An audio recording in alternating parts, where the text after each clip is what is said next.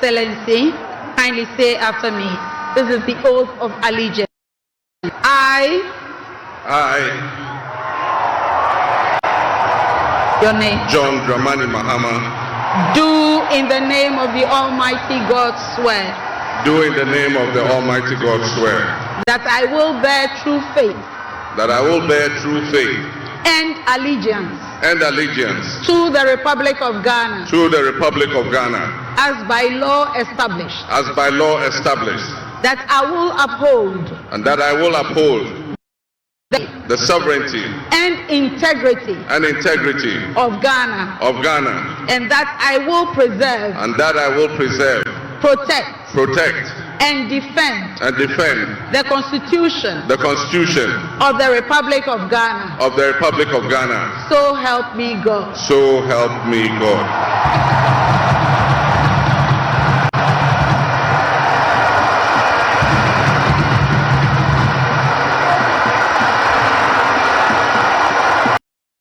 Your Excellency, now the presidential oath. I, John Dramani Mahama, having been elected to the high office of President of the Republic of Ghana, do in the name of the Almighty God swear that I will be faithful and true to the Republic of Ghana, that I will at all times preserve, protect and defend the Constitution of the Republic of Ghana, and that I dedicate myself to the service and well-being of the people of the Republic of Ghana, and to do right to all manner of persons. I further solemnly swear that should I at any time break this oath of office, I shall submit myself to the laws of the Republic of Ghana, and suffer the penalty for it. So help me God. Congratulations, Mr. President. Let me be the first.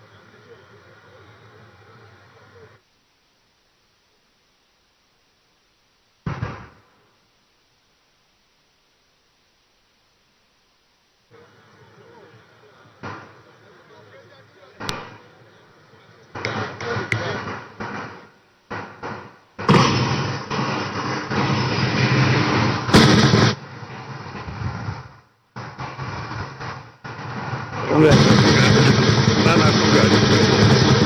Thank you.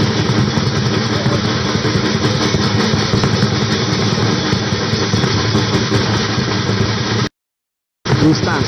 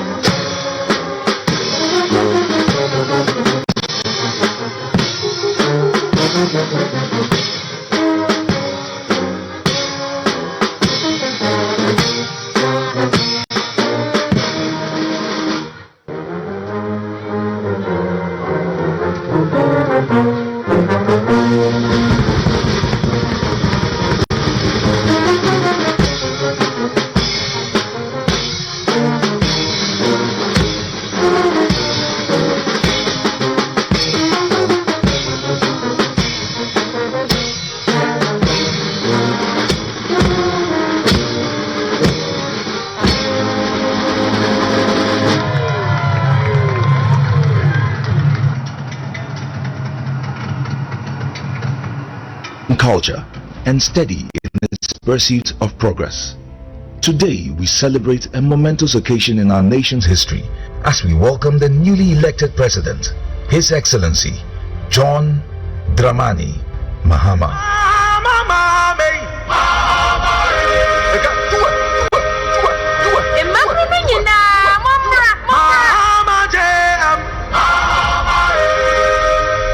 A true nation builder, committed to forging a brighter future for all Ghanaians. John Mahama embodies the pillars of leadership that our nation craves: trustworthiness, reliability, modesty, and above all, truthfulness. From the moment he stepped into the political arena, John Mahama has demonstrated an unwavering commitment to the people of Ghana. His approachable demeanor, paired with his genuine concern for the needs of the Ghanaian, has earned him their trust.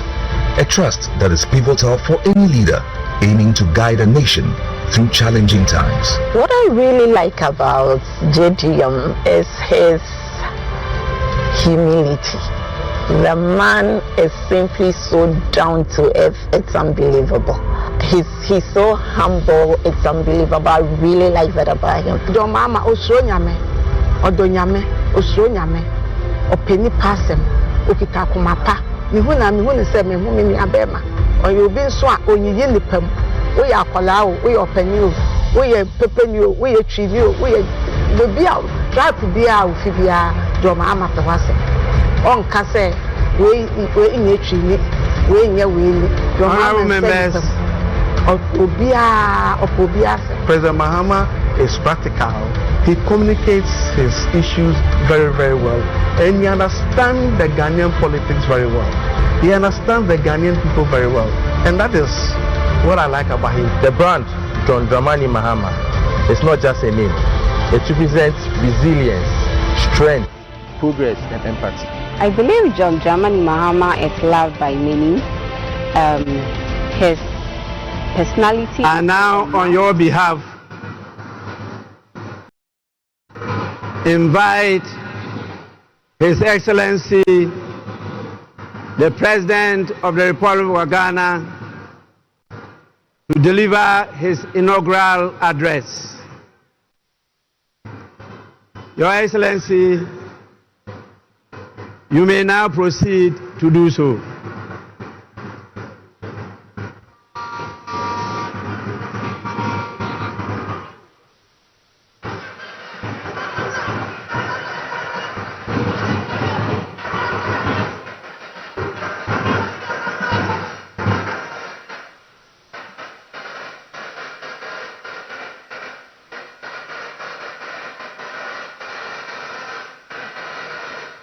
Hold it.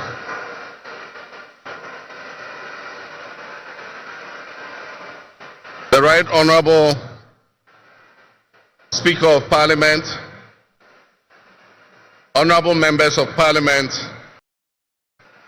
Her Excellency, the Vice President of the Republic of Ghana, Jane Nana Opoku-Agyeman, Her Ladyship, the Chief Justice, Your Excellency, Bola Ahmed Tinubu, President of the Federal Republic of Ghana, and special guest of honor for this occasion, Your Excellencies, Presidents, Heads of Government and Development Agencies, Your Excellency Nana Addo Dankwa Akufo-Addo, and former Presidents, Your Excellency Dr. Mahamudu Bawumia, distinguished invited guests, ladies and gentlemen, my brothers and sisters.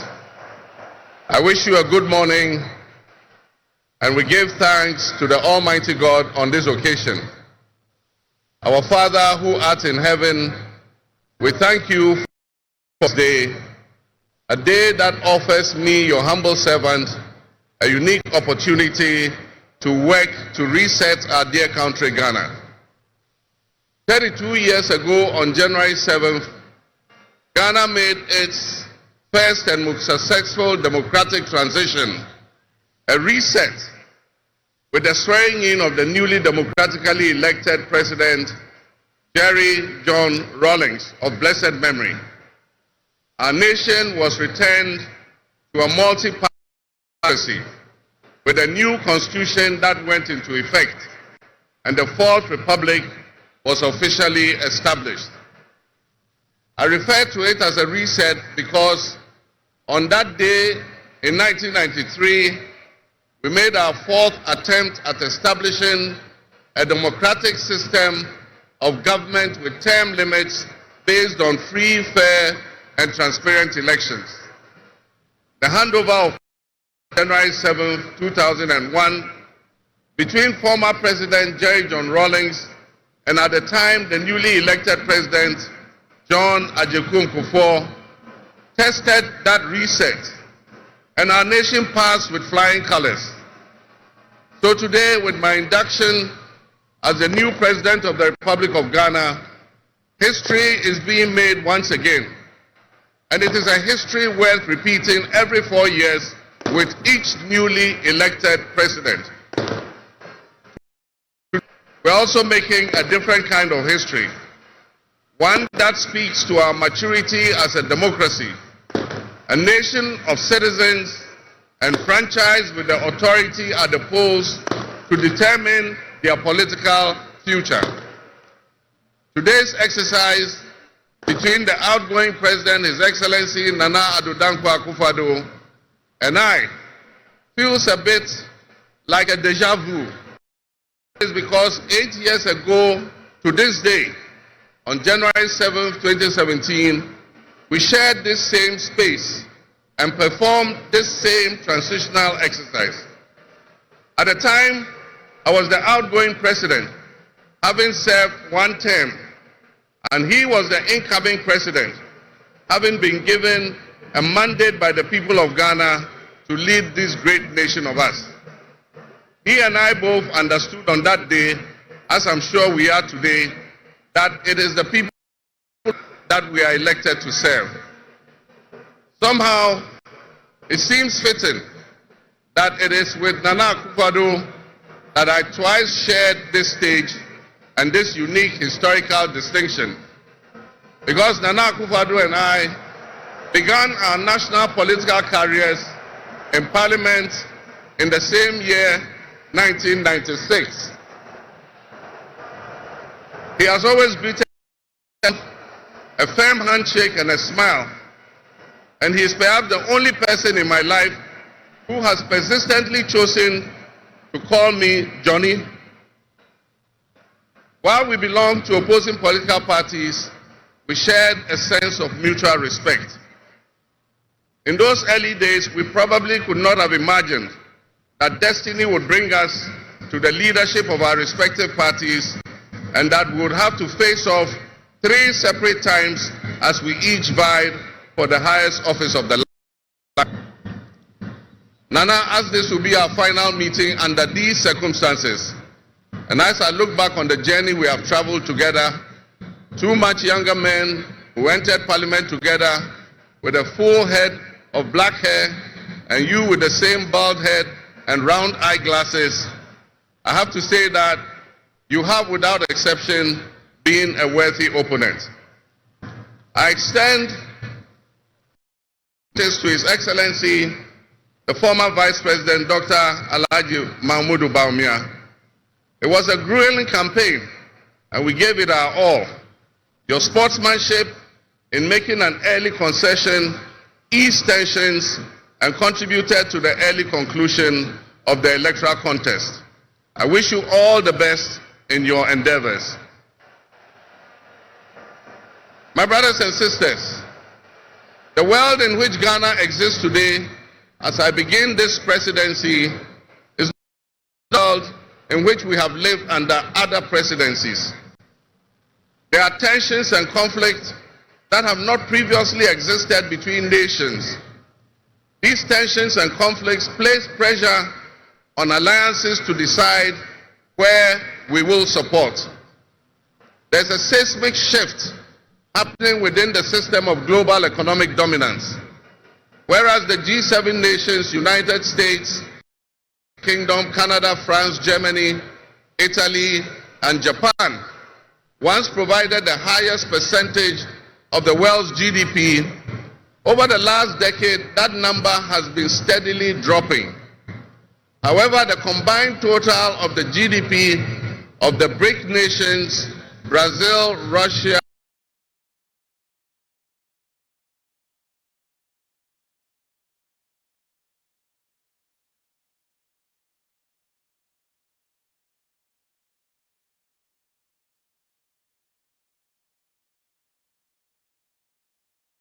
over the last decade, that number has been steadily dropping. Of the BRIC nations, Brazil, Russia, India, China, South Africa, Iran, Egypt, Ethiopia, UAE, their GDP has been consistently increasing. In 2023, for instance, the G7's combined total of world GDP was 30%. But by 2029, it was 37.3%. And so what does this mean to us in Ghana? What could it mean to our economy? Where do we fit in this geopolitical maelstrom?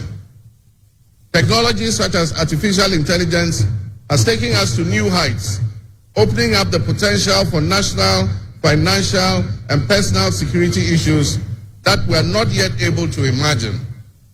One example is the use of misinformation and algorithm manipulations on social media platforms to sway a particular group's sentiments towards or away from something. Now more than ever before, we need to strengthen our ties with our neighbors to ensure that we're working together to keep our sub-region safe. We stand in solidarity and work in alliance with all our neighbors in the sub-region.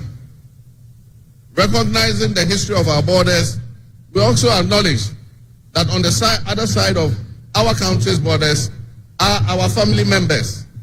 They may be Ivorians, they may be Togolese, they may be Burkinabes, they may be Nigerians or Malians, but they are also Akans, they are Kasinas, they are Gwans, they are Ewes, they are Nzemes, they are Hauses, because with the increase of the climate crisis, and as the waters grow warmer, melting the Arctic ice and permafrost, there's a greater likelihood for viruses that have been frozen and thought to be extinct for decades, perhaps even centuries, to begin to spread and create another global pandemic. The changing climate conditions, increased population density in urban areas, and mass international travel are enabling existing viruses to spread and mutate at a faster and faster rate than they did before. Existing viruses to spread and mutate at a faster and faster rate than they did before. This is a serious challenge. Let us not forget the toll that the past epidemics of viruses like Ebola, COVID, and Mpox have taken on the families and communities and medical infrastructure in several of our neighboring countries and in the sub-region. Let us also not forget how swiftly and completely the COVID pandemic brought the entire world to a screeching halt.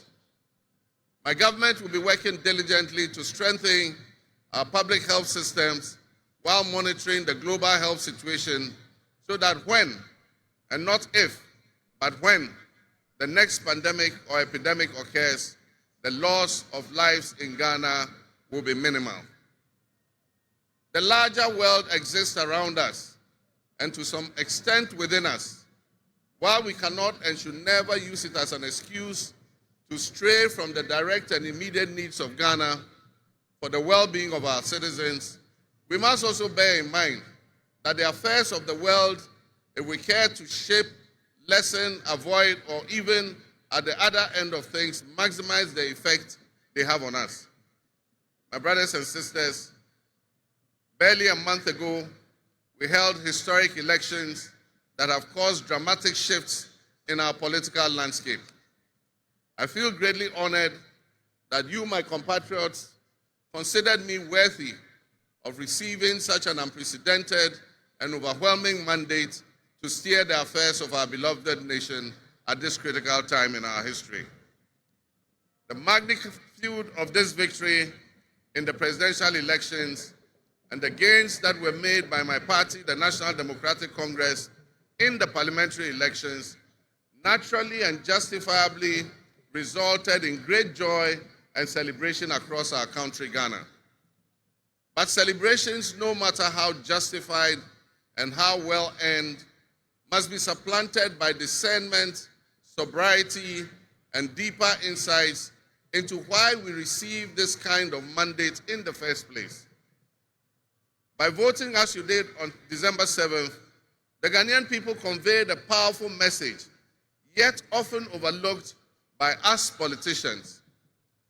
This message was powerfully emphasized by a giant of American political history, President Ronald Reagan, when he declared at his inauguration some 40 years ago that governments have no power except that granted by the people. While Ghanaians take great pride in our thriving democracy, they are deeply dissatisfied with the quality of governance over the years and have openly voiced that dissatisfaction through the decisive actions that they undertake at the elections. Our people also understand that democracy is not just a token adorned with periodic elections followed by pomp and pageantry with the establishment of a new government. They expect that if democracy is celebrated as a superior means of governance, then its outcomes must be more tangible and benefit them in their individual lives. Any honest introspection and reflection on the pulse of our nation would reveal that many within our population do not feel that they have benefited from or partaking in this democratic dividend. We're people buffeted by severe economic crisis and hardships. And in the last few years, we have lurched from crisis to crisis. But there is hope on the horizon. Today should mark the beginning of a new opportunity. An opportunity for us to make a difference in our governance and our economic management. We shall reset our dear nation, Ghana.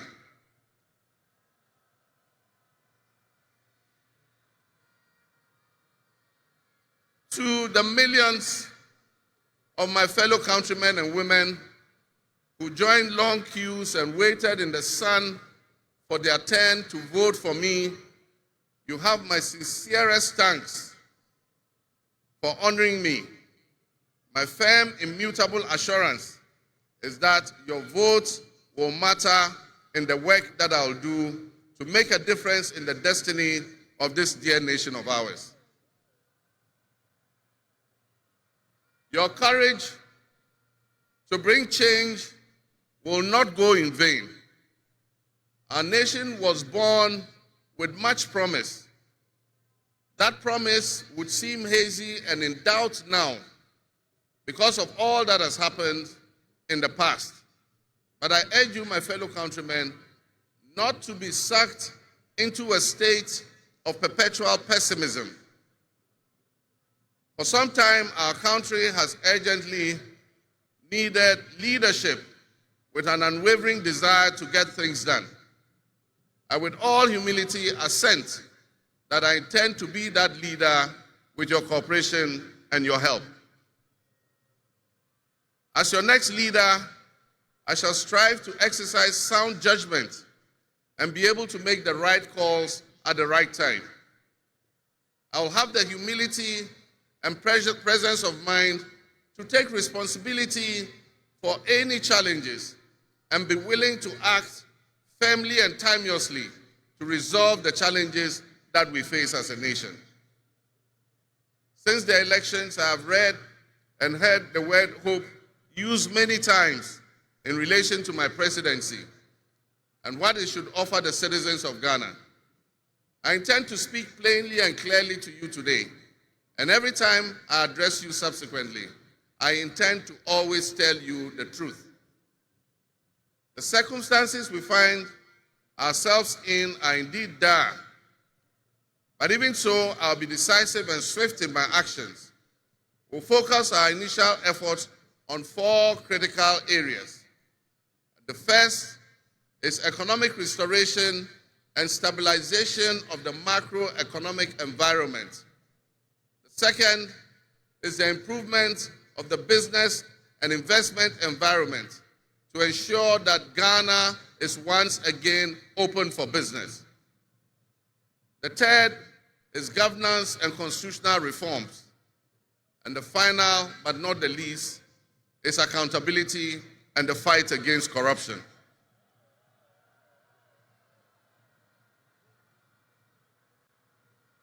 My brothers and sisters, actions have always spoken louder than words.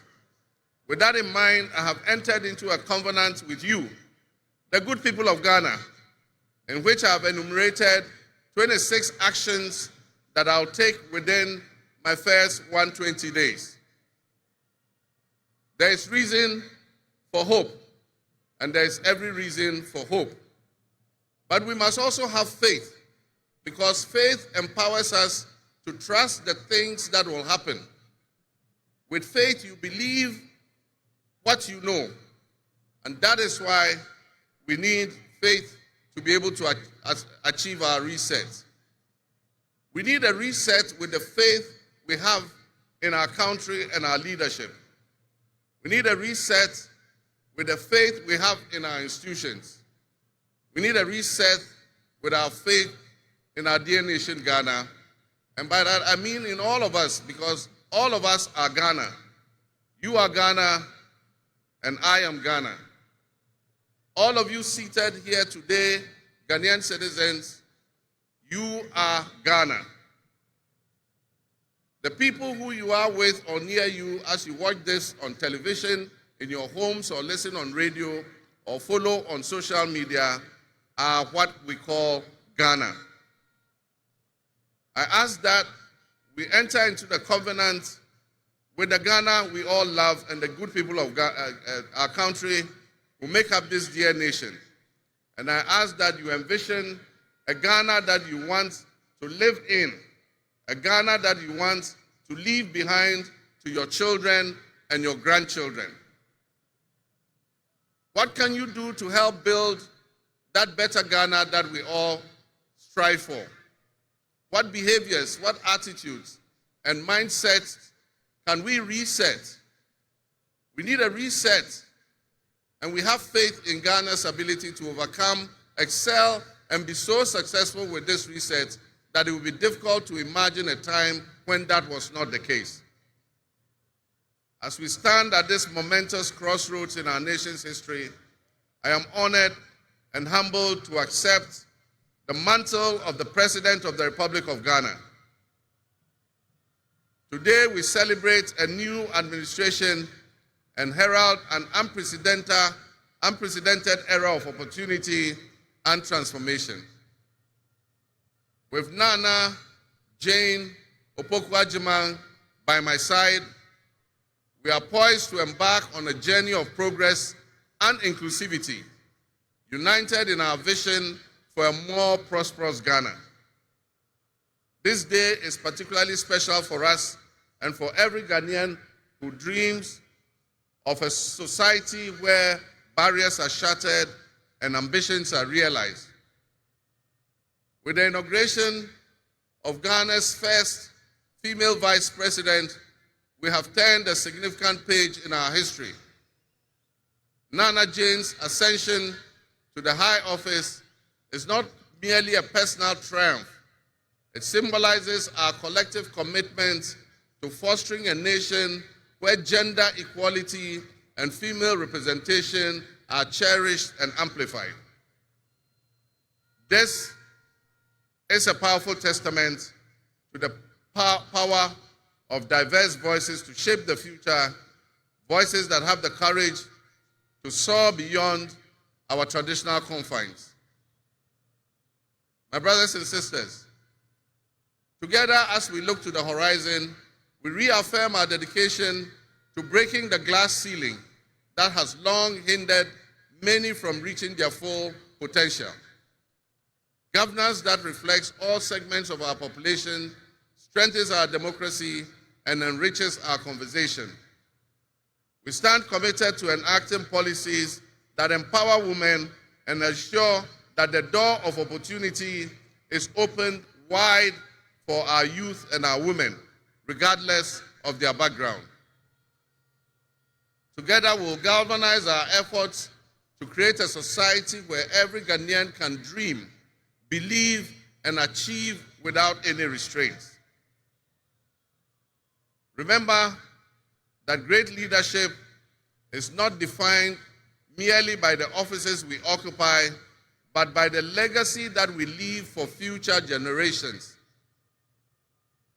My administration, along with my Vice President, Nana Opukwajiman, will prioritize inclusivity, accountability, and innovation, forging pathways that will lead to the upliftment of all of our citizens. I'm profoundly grateful for this moment, a cornerstone in our journey towards a brighter future for Ghana.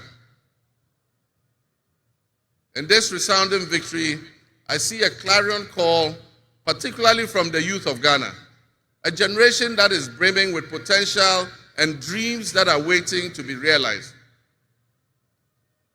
This moment is a powerful affirmation that your voices matter, that your aspirations are valid, and that your future must be our priority. We're committed to translating your hopes into action and creating opportunities for education, entrepreneurship, employment, and empowerment. Our policies will be tailored to sustain innovation and foster industry that engages today's young minds and equip them with the skills needed for tomorrow's challenges. Together with the private sector and captains of business, we will create decent and well-paying jobs. As we embark on this new chapter, I assure you that our decisions will champion diversity in all facets of governance, ensuring that every Ghanaian, regardless of your ethnicity, your gender, your age, your religion, or any background, will have the opportunity to contribute to our nation's story.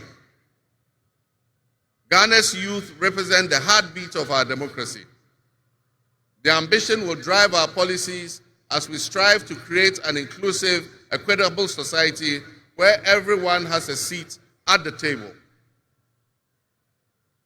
Our vision hinges on the introduction and implementation of a 24-hour economy.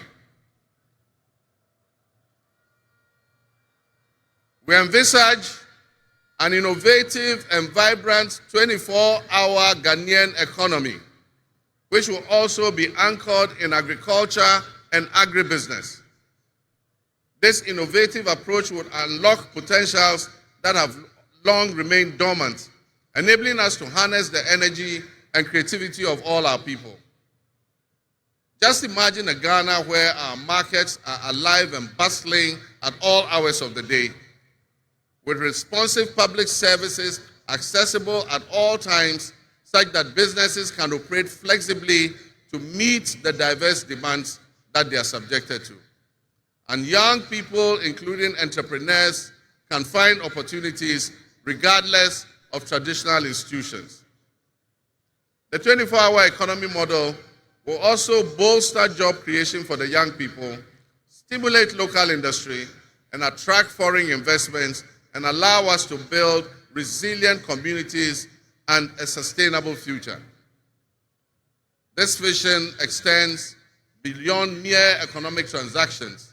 It symbolizes empowerment, the empowerment of every Ghanaian to contribute to our national progress.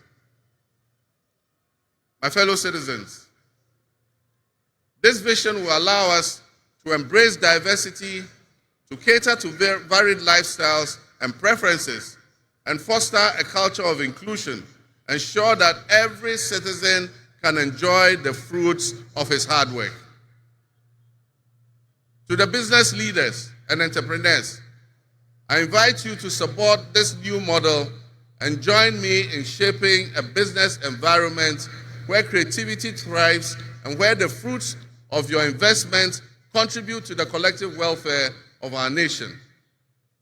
Your role in driving our economy forward cannot be overstated. Your innovation and dedication will be a backbone of our success story.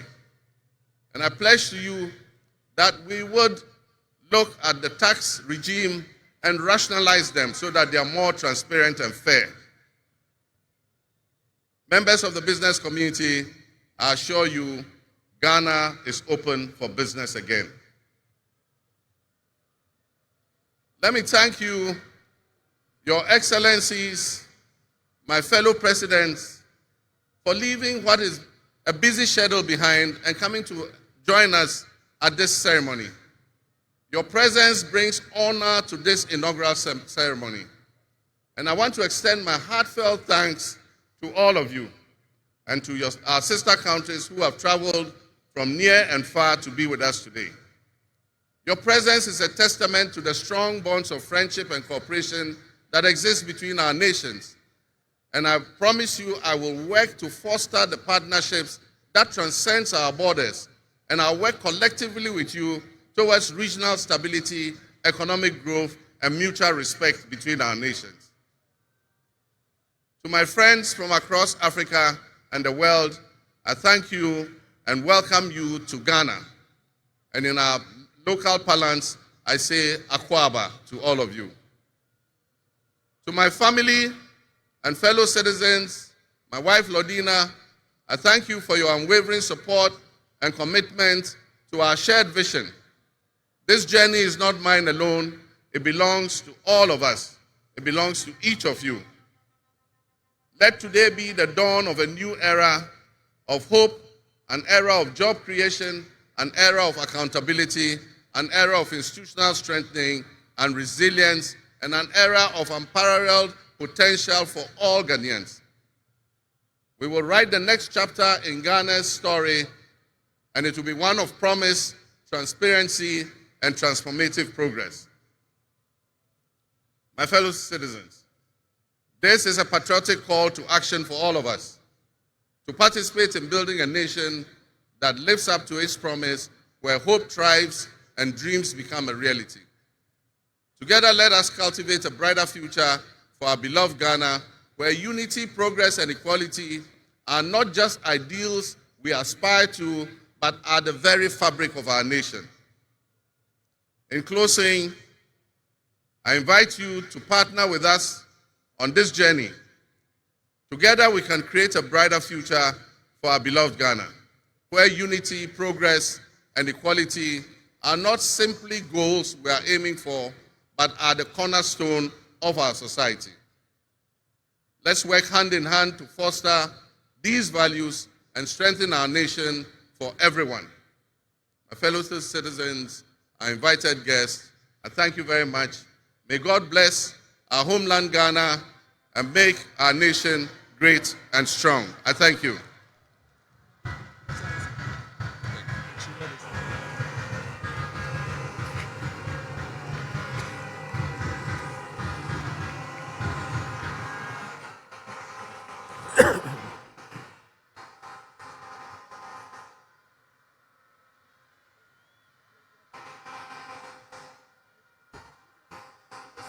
Yeah.